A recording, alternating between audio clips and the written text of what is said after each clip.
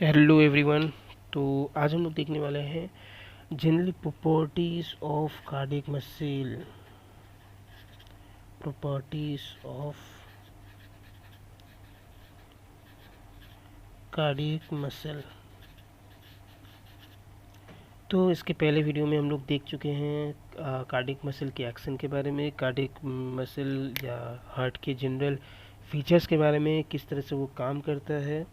तो आज हम लोग प्रॉपर्टीज़ के बारे में देखेंगे। ये आज हम लोग का थर्ड सेट टॉपिक है। यहाँ पर हम लोग आप लोग नोट्स भी बना सकते हैं इसके लिए, और अगर कोई मतलब जानकारी चाहिए तो आप टेलीग्राम में मुझे मैसेज कर सकते हैं @पुष्पराज वर्मा। हम लोग यहाँ पर देखने वाले प्रॉपर्टीज़ ऑफ कार्डियक मसल के बारे में। सबसे पहले यहाँ पर टर्म को जानते हैं, यहाँ पर है क्या। आई होप कि आपने पहले भी इसको पढ़ा होगा क्लास 11 में। यहाँ पर कुछ बेसिक टर्म है, जैसे कि कार्डियक आउटपुट। क्या होता है कार्डियक आउटपुट? ये एक बेसिकली, एक मिनट,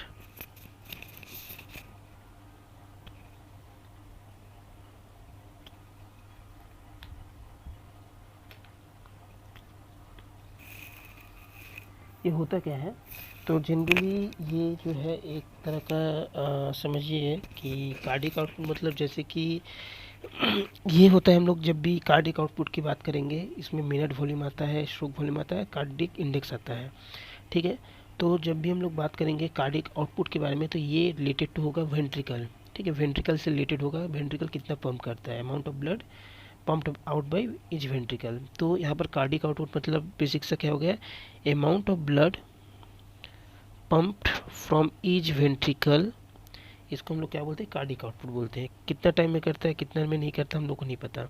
ठीक है, लेकिन यहाँ पर क्या बोला है कि कितना ब्लड जो है ये ईच वेंट्रिकल ये पंप करता है, कितने ब्लड जो है ये कर सकता है कार्डियक, उसी को हम लोग क्या बोलते हैं, कार्डियक आउटपुट बोलते हैं। अब कार्डियक आउटपुट को दिखाने का 3 तरीका होता है। अगर हम लोग उसी कार्डियक आउटपुट को अगर मिनट में दिखाएं, ठीक है, सबसे पहले स्ट्रोक आता है, स्ट्रोक पहले लिखना चाहिए था, स्ट्रोक वॉल्यूम बताते हैं।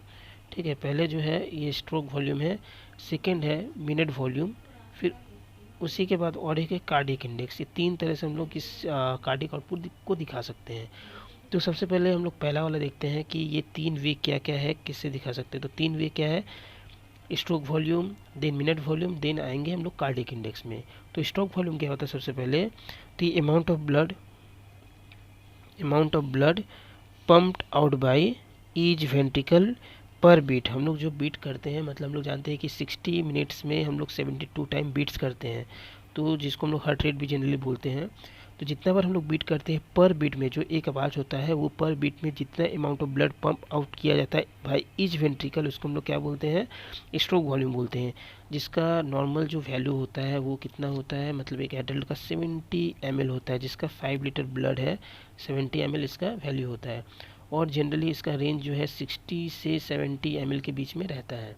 उसी तरह से अगर हम लोग मिनट वॉल्यूम की बात करें तो इसका जो है ये क्या रहता है, मैं इसको मुझसे मार्क कर दिया, ये जो है ये आपका मिनट वॉल्यूम जो होता है, ये amount of blood pumped out by each ventricle per minute. मतलब ये पर मिनट में, मतलब हम लोग जानते हैं कि 1 मिनट में हार्ट बीट कितना रहता है, जनरली 72 रहता है।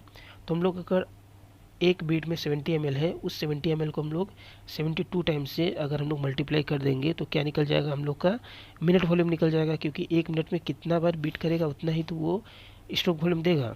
तो उसी स्ट्रोक वॉल्यूम को एक साथ मिला के हम लोग क्या बोलते हैं, मिनट वॉल्यूम। मतलब मिनट में कितना पंप किया जा रहा है ईच वेंट्रिकल द्वारा।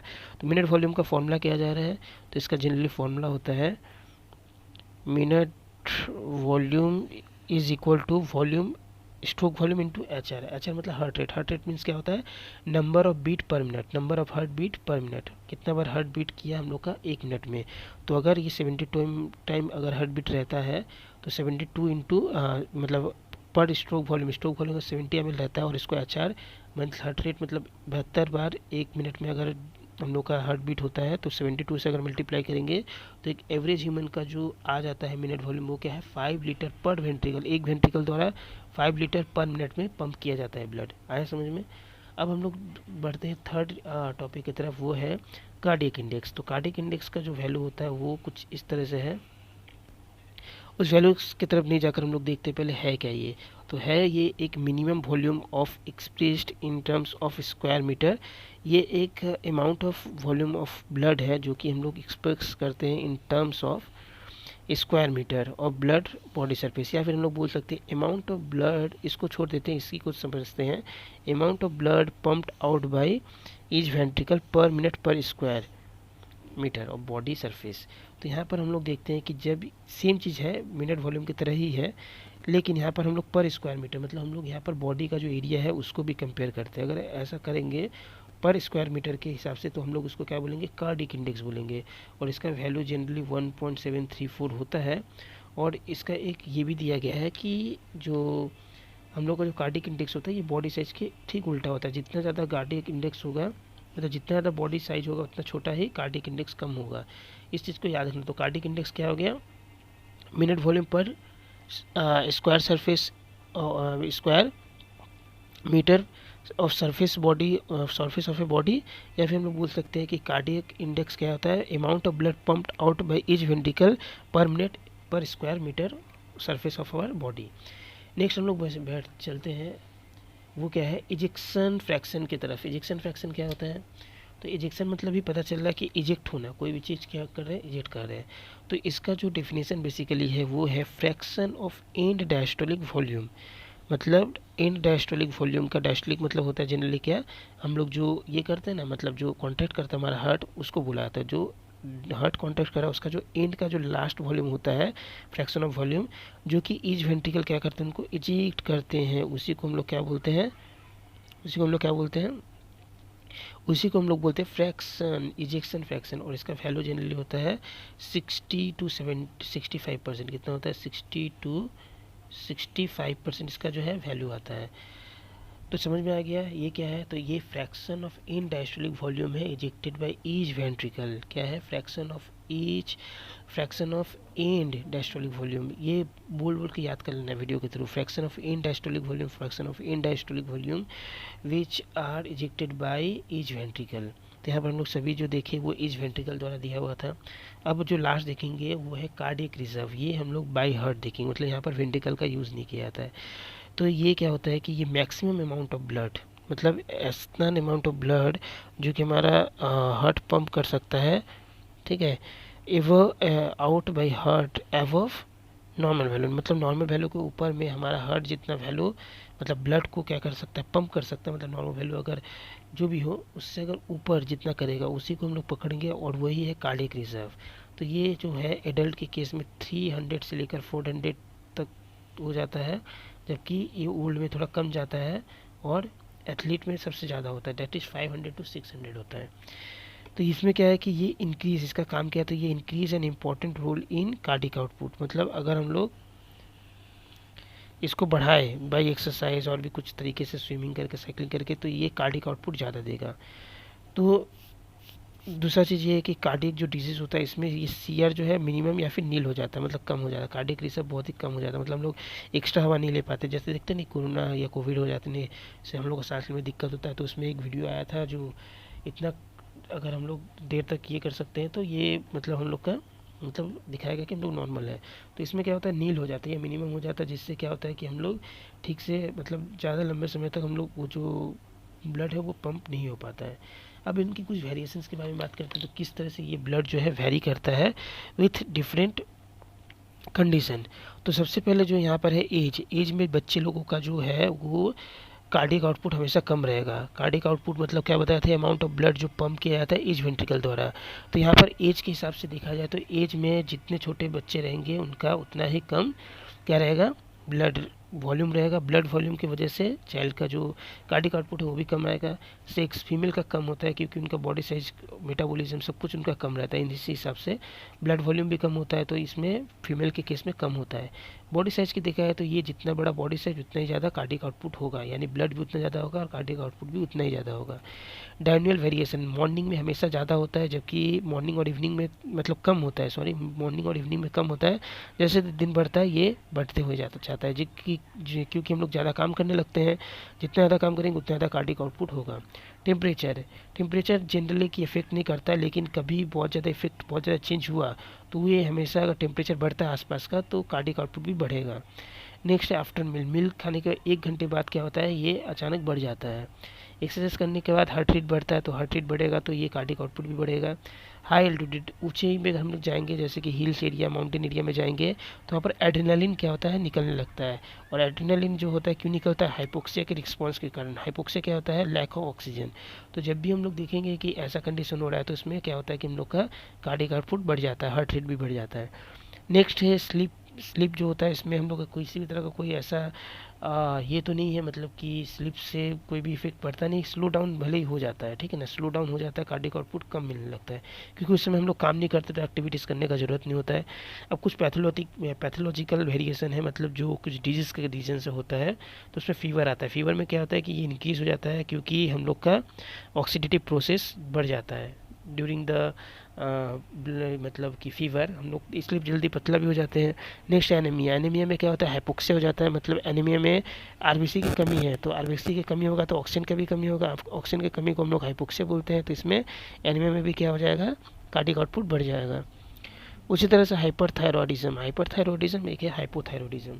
तो हाइपरथायरॉयडिज्म में जनरली बढ़ता है, जिसमें क्या होता है कि बीएमआर बढ़ जाता है, इसमें बीएमआर बढ़ने के रीज़न से ये जो है बढ़ जाता है।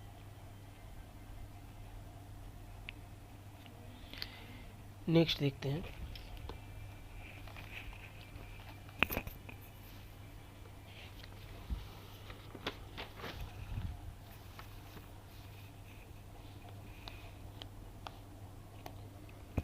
नेक्स्ट है, हम लोग देख ली किस तरह से इफेक्ट करता है जब वो बढ़ने को रहता है।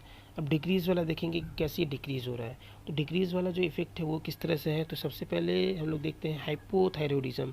तो हम लोग जिस तरह से देखे थे कि उसमें क्या होता था, बढ़ जाता था, इसमें क्या हो जाएगा, कम जाएगा, क्योंकि बीएमआर का रेट क्या हो रहा है, डिक्रीज़ हो रहा है। नेक्स्ट है atrial fibrillation. Fibrillation. Atrial fibrillation क्या होता है कि इसमें भी डिक्रीज़ हो जाता है, क्योंकि वेंट्रिकल फिल नहीं होता है, इनकम्प्लीट फिलिंग ऑफ वेंट्रिकल। तो वेंट्रिकल की इनकम्प्लीट फिलिंग की वजह से जो एट्रियल फिब्रिलेशन होता है, इससे ब्लड कम आएगा तो सीओ भी कम होगा। नेक्स्ट है इनकम्प्लीट हार्ट ब्लॉक। तो इसमें क्या होता है कि हार्ट ब्लॉक अगर हो जाएगा, मतलब हम लोग का जो पंपिंग एक्शन में डिफेक्टिव हो जाएगा, मतलब ब्लड जो पंप करता है वो ठीक से नहीं कर पाएगा। तो इनकम्प्लीट हार्ट ब्लॉक में अगर ये कर नहीं पाएगा, तो वेंट्रिकल से कितना पंप होगा, कम पंप होगा। तो ठीक से पंप ही जब नहीं होगा, तो इसको हम लोग इनकम्प्लीट हार्ट ब्लॉक बोलेंगे। In incomplete heart block there is a defective pumping action. Next है कॉन्जेस्टिव कार्डियक, ठीक है, मसल या जो भी है।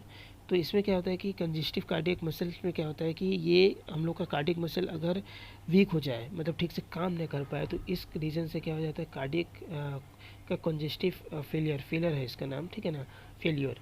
तो कंजेस्टिव कार्डियक फेलियर में क्या होता है कि हम लोग का जो कार्डियक मसल ठीक से कॉन्टैक्ट नहीं कर पाता है, और इसकी वजह से वो जब कॉन्टैक्ट नहीं कर पाएगा, तो इसमें क्या होगा, वेंट्रिकल कॉन्टैक्ट नहीं करेगा तो ब्लड पंप नहीं कर पाएगा, पंप नहीं कर पाएगा, तो हम लोग उसको क्या बोलेंगे कि जो डिक्रीज़ जो होता है वो इसके रीज़न से भी हो सकता है। नेक्स्ट है शॉक। शॉक लगने से क्या होता है कि हम लोग का पंपिंग एंड सर्कुलेशन दोनों ही बैडली अफेक्टेड होते हैं, और इसमें दोनों ही डिक्रीज़ हो जाता है, जिससे कार्डियक आउटपुट ऑलरेडी डिक्रीज हो जाता है। नेक्स्ट है हेमरेज। हेमरेज में क्या होता है कि ब्लड का वॉल्यूम डिक्रीज हो जाता है ब्लड के लॉस की वजह से, जिससे हम लोग का जो कार्डियक आउटपुट है वो भी डिक्रीज हो जाता है। तो क्या क्या हम लोग देखें, hypothyroidism, atrial fibrillation, next incomplete heart block, next है congestive cardiac failure and shock and haemorrhage. ये कुछ है जिससे हम लोग का जो हम लोग का कार्डियक आउटपुट है वो डिक्रीज हो जाता है।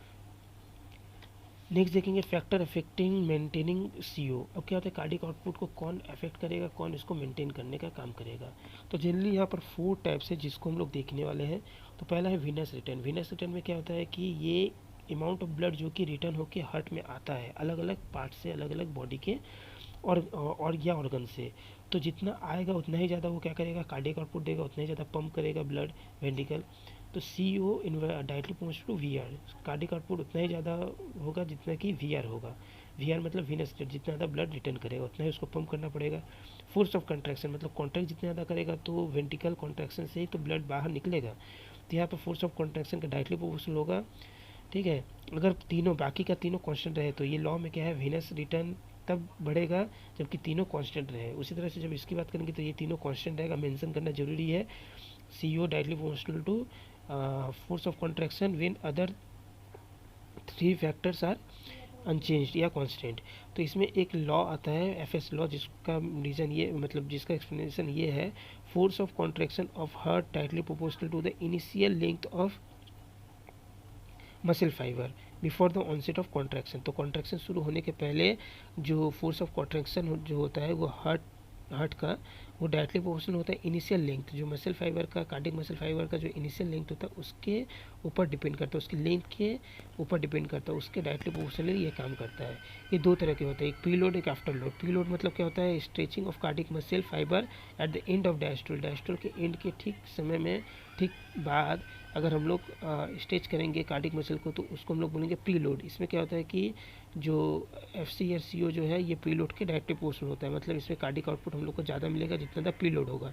लेकिन आफ्टर लोड में क्या होता है कि ये वो फोर्स जिससे वेंट्रिकल कॉन्ट्रैक्ट करेगा और रिजेक्ट करेगा ब्लड। तो इसमें भी जो एफसी और ओसी जो होता है ये जो आफ्टर लोड है इससे डायरेक्टली प्रोपोर्शनल होगा, ज़्यादा कॉन्ट्रैक्ट करेगा तभी तो ज़्यादा ब्लड जो है वो बाहर निकालेगा। नेक्स्ट है एचआर। एचआर मतलब हार्ट रेट। हार्ट रेट हम लोग जानते हैं कि हार्ट रेट क्यों होता है, कॉन्ट्रैक्ट करने का रीज़न उससे होता है, कॉन्ट्रैक्ट करेगा तो क्या होगा, ब्लड ज़्यादा से ज़्यादा वो पंप करेगा। तो यहाँ पर cardiac output directly proportional to heart rate है, ये स्लाइटली चेंज करता है। ठीक है, अगर ये हार्ट रेट चेंज हुआ तो स्लाइटली चेंज कार्डियक आउटपुट करेगा, नहीं तो करता भी नहीं है। नेक्स्ट है पेरिफेरल रेजिस्टेंस। तो ये क्या करता है, यही तीन जो है सपोर्ट करता है, जबकि यही क्या करता है उसको ऑब्स्ट्रक्ट करता है, रोकता है, उसके अगेंस्ट काम करता है। इसमें क्या होता है कि कुछ रेजिस्टेंस हम लोग का ब्लड का जो पेरिफेरल है वहाँ पर पाया जाता है और ये क्या करता है ऑब्स्ट्रक्ट स्टार्ट करता है, मतलब उसको रोकने की कोशिश करता है। It is also resistant against which heart has to pump the blood. तो हम लोग का ब्लड जो भी पंप होता है उसके अगेंस्ट ये काम करता है उसको रोकने के लिए, इसीलिए cardiac output is inversely proportional to the peripheral resistance. अब जो हम लोग पहले जो विनस रिटर्न देखे उसका भी 5 टाइप्स होता है। तो ये क्या क्या है, पहले है respiratory pump, muscular pump, gravity, venous pressure and sympathetic tones. तो जो रेस्पिरेटरी पंप होता है ये इंक्रीज़ करवाता है। रेस्पिरेटरी पंप मतलब जो रेस्पिरेशन हम लोग का जितना ज़्यादा पंप करेगा उतना ही ज़्यादा हम लोग का ब्लड जो है रिटर्न होकर आएगा। तो respiratory activity to the help blood to return to the heart, क्योंकि हम लोग जानते हैं कि कहाँ से लंग्स से आता है, लंग्स रेस्पिरेशन ऑर्गन है, तो वहाँ पर अगर पंप अच्छे से किया जाए तो ठीक वो रिटर्न होकर आएगा हमारे ये में, मतलब हमारे विनस रिटर्न को सपोर्ट करेगा। तो इसमें जनरली होता क्या है, हम लोग का जो डायफ्राम होता है वो हम लोग का इंक्रीज़ हो जाता है, उनके साइज उनके वॉल्यूम, और थोरासिक जो चेम्बर है वो एक्सपैंड करेगा, जिससे कि हम लोग का टीसीपी जो है वो डिक्रीज़ कर जाएगा, मतलब थायराइड कैविटी का जो थायराइड नहीं मतलब जो भी तो थोरासिक कैविटी होता है उसका जो प्रेशर होता है डिक्रीज़ कर जाएगा, क्योंकि एक्सपेंड करेगा तो इधर प्रेशर डिक्रीज़ करेगा, वॉल्यूम बढ़ने से प्रेशर डिक्रीज़ करता है। मस्कुलर पंप भी विनस रिटर्न को क्या करेगा, सपोर्ट करेगा, क्योंकि वो इंक्रीज़ होगा तो सीओ भी इंक्रीज़ होगा। तो मस्कुलर एक्टिविटी ही है सेम इसी तरह से जो ब्लड को हेल्प करता है रिटर्न करने को हार्ट में। रेस्पिरेटरी एक्टिविटी अगर हेल्प करेगा ब्लड को रिटर्न करने में हार्ट में तो रेस्पिरेटरी पंप बोलेंगे, जब मसल करेगा तो मस्कुलर पंप बोलेंगे। और इसमें वेन्स क्या होता है, कंप्रेस हो जाता है। जब वेन्स कंप्रेस्ड होगा तो क्या होगा, वेन कंप्रेस्ड होने से वो ब्लड को आगे धकेलेगा और वो रिटर्न करने में हेल्प करेगा। ग्रेविटी क्या होता है, ये उल्टा काम करेगा, मतलब हम लोग बहुत देर तक अगर पैर मतलब सीधा खड़ा रहे तो हम लोग का ब्लड क्या होता है पैर की तरफ चला जाएगा। इसको हम लोग बोलते हैं कॉस पुलिंग ऑफ ब्लड, इसको हम पुलिंग इफेक्ट बोलते हैं। तो इसमें क्या होगा कि हम लोग का ग्रेविटी की वजह से हम लोग का जो विनस रिटर्न है ये डिक्रीज हो जाएगा, उसके लिए पैर ऊपर करके रखेंगे तो विनस रिटर्न बढ़ जाएगा।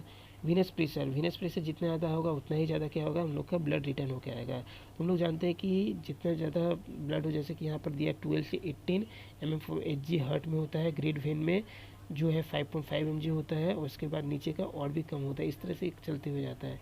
नेक्स्ट है सिंपैथेटिक टोन। सिंपैथेटिक टोन में क्या होता है कि हम लोग का जो सिंपैथेटिक नर्व है हम लोग का वो क्या करता है, वो जैसे कि सपोर्ट करता है उसको ब्लड को रिटर्न करने के लिए। उस कैसे करेगा, वैसोकॉन्स्ट्रिक्टर, वैसो जब कंस्ट्रिक्ट करेगा ब्लड का फ्लो बढ़ जाएगा, और ब्लड का फ्लो बढ़ेगा तो ज़्यादा से ज़्यादा ब्लड रिटर्न करेगा हमारे हार्ट में, तो ये भी क्या करेगा, वेनस रिटर्न को सपोर्ट करेगा।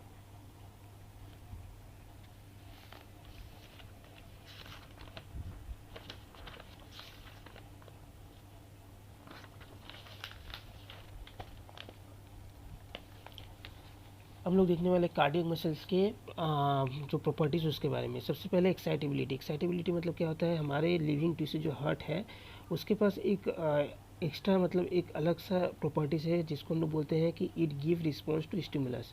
तो इसको हम लोग एक्साइटेबिलिटी बोलते हैं। अब इसके अलावा क्या होता है कि जो हमारे जो हार्ट है उसके कुछ इलेक्ट्रिक पोटेंशियल होते हैं जो कि कार्डियक मसल में अलग अलग जगह में अलग अलग होता है, जिसको हम लोग जनरली रेस्टिंग मेम्ब्रेन पोटेंशियल के नाम से जानते हैं। तो जो सिंगल कार्डियक मसल का जो फाइबर होता है वो 85 टू 95 मिली वोल्ट का पोटेंशियल कैरी करता है, जबकि ऐसे नोड जो होता है ये -55 से लेकर 60 मिली वोल्ट तक करता है, जबकि पुरकेंजी फाइबर 90 टू 100। तो इसमें सबसे ज़्यादा किसका हो गया, ऐसे नोड का, जो कि जितना ज़्यादा नेगेटिव, जितना कम नेगेटिव होगा उतना ज़्यादा ही वैल्यू उसका होगा एक्चुअल। तो -55 से लेकर 60 मिली वोल्ट तक इसका आता है। नेक्स्ट सिंगल कार्डियक मसल्स का फाइबर का आता है जो कि -85 टू 95 वोल्ट, और ये तो 90 से लेकर 100 मिली वोल्ट के बीच में आता है। अब एक्शन पोटेंशियल आपने बहुत बार सुना होगा, एक्शन पोटेंशियल होता क्या है। तो एक्शन पोटेंशियल क्या होता है कि जब इलेक्ट्रिक पोटेंशियल में चेंज होता है अक्रॉस द सेल मेम्ब्रेन के ऊपर हार्ट सेल का अगर किसी भी तरह का कोई इलेक्ट्रिकल पोटेंशियल में चेंजेस आता है तो उसको हम लोग क्या बोलते हैं, एक्शन पोटेंशियल, तभी तो वो काम करेगा। तो all cardiac muscle cells are electrically linked to each other by structure known as gap junction. तो जितने भी हम लोग देखते हैं यहाँ पर सेल्स होता है, कार्डियक मसल्स के जो सेल्स होते हैं वो आपस से एक दूसरे से कैसे जुड़े हुए हैं, एक स्ट्रक्चर से जिसको हम लोग गैप जंक्शन बोलते हैं। ये क्या करता है, एक्शन पोटेंशियल को पास करने में हेल्प करता है एक सेल से दूसरे सेल में। अब इसके कुछ फेजेस हैं जो कार्डियक मसल्स के जो प्रॉपर्टीज हम लोग देखते हैं जो एक्शन पोटेंशियल है। सबसे पहले इनिशियल डिपोलराइजेशन शुरू का है। इनिशियल डिपोलराइजेशन होगा जो कि 2 मिली सेकेंड या 0.002 सेकेंड हम लोग लिख सकते हैं। सेकेंड है इनिशियल डिपोलराइजेशन होगा, उसका बाद एप्लीट्यूड रीजन आएगा जिसको हम लोग फाइनल डिपोलराइजेशन बोलेंगे, उसका फाइनल डिपोलराइजेशन। इसके बारे में मैं अभी नहीं बता रहा हूँ कि इसको नेक्स्ट वीडियो में मैं इसको एक्सप्लेन करने की कोशिश करूँगा।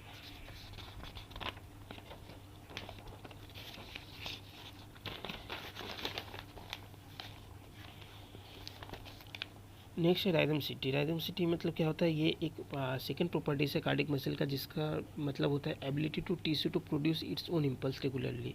मतलब इम्पल्स तो जनरेट करता है, इसको एक्साइटेबिलिटी बोलते हैं। वो खुद जो प्रोड्यूस करता है, ठीक है, मतलब ये जो खुद प्रोड्यूस करता है इसका जो एबिलिटी है मतलब रेगुलर प्रोड्यूस करने का, मतलब बार बार जो हम लोग का हार्ट बीट का प्रोड्यूस होते रहता है, तो उसी को हम लोग राइदमसिटी बोलते हैं। रिदमसिटी में क्या होता है कि इसको ऑटो रिदमसिटी या सेल्फ एक्साइटेशन के नाम से भी जानते हैं। इसमें जो ऐसे नोड है ये इसका रिदमसिटी कितना 70 टू 80 पर मिनट जो सबसे मेन होता है। उसका AV node 40 to 60 per minute. Atrial muscle also 40 to 60 per minute, मतलब ऐसे नोड 60 टू 80। उसका ऐसे AV node and atrial muscle दोनों ही 40 टू 60 पर मिनट करके ये इसके रिदमसिटी दिखाता है, जबकि Purkinje fibre 35 to 40 minute and ventricular muscle 20 to 40 per minutes. तो हार्ट जो होता है ये एक स्पेशल एक्साइटेटरी स्ट्रक्चर है that speed impulse in rapid. Heart एक एक्साइटेटरी स्पेशल स्ट्रक्चर होता है जो कि इम्पल्स को स्पीड करने में बहुत ही स्पीड में हेल्प करता है। The special structure is called pacemaker. Special structure जो होता है वो पेस मेकर होता है जिसको हम लोग ऐसे नोड के नाम से जानते हैं, जो कि हार्ट पे पाया जाता है राइट ऑरिकल्स में। और ये structure of heart from which impulse of heart beat produce. तो हार्ट बीट का जो इम्पल्स प्रोड्यूस होता है वो इसी पेस मेकर से होता है, जो कि बना रहता है पेस मेकर से या पी सेल के नाम से बना रहता है। अब एवी नोड जो है ये पेस मेकर की तरह भी काम करता है। क्यों करता है, इसके लिए ये है कि मतलब यहाँ पर गलत लिखा हुआ है, ऐसे नोड होगा, ठीक है। ऐसे नोड जो है पेस मेकर की तरह क्यों काम करता है, बाकी जो नोड है एवी नोड या फिर बाकी जो वो क्यों नहीं काम करता है। तो सबसे पहला ये है कि ये पहला वाला जो स्टिमुलस ऑफ ऐसे नोड डी एक्सलेट HR।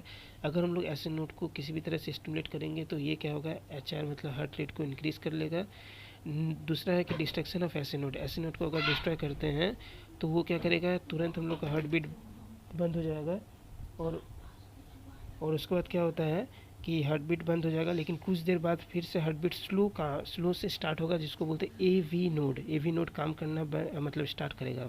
तो पहले जब ऐसे नोड किसी भी तरह से ये बंद हो जाए, डिस्ट्रॉय हो जाए, तो पहले तो ये हम लोग हार्ट बीट रुक जाएगा पूरी तरह से, फिर थोड़ा देर बाद चालू हो जाएगा, लेकिन वो उतनी स्पीड स्ट्रेंथ के साथ नहीं होगा, कम स्ट्रेंथ के साथ होगा। नंबर थर्ड हो गया लोकल कूलिंग ऑफ ऐसे नोड, जिससे अगर मान लेते हैं कि ऐसे नोड के आसपास का एरिया अगर कूल हो जाता है तो हार्ट रेट इंक्रीज हो जाएगा, वाइस वर्सा उसी तरह से अगर बढ़ाएंगे तो ये इंक्रीज हो जाएगा। Electrical activity start first in ऐसे नोड। इलेक्ट्रिकल एक्टिविटी जो होता है ये ऐसे नोड में पहले स्टार्ट होता है, सबसे पहले यहाँ स्टार्ट होता है, इसलिए मैक्सिमम जो है वो हम लोग यहीं पर देख पाते हैं।